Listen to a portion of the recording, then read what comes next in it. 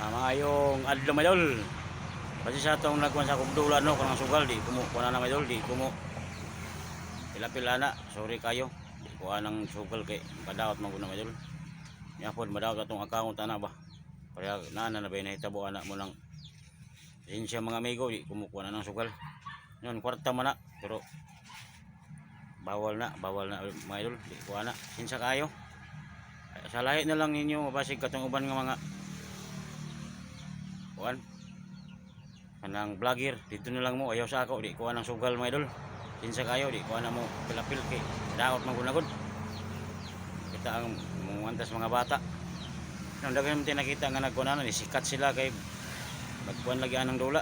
Ako di ko mga idol sabot bawal po na sa among dula mga idol, bawal sa mo nang magapilapil na sugal man guna nang sinsa kayo di kuha na katong nagkuhan sa kuha kuha sila kabuk daghan sila sigkuhan ba nga mag di promote daw di ko promote ana madol.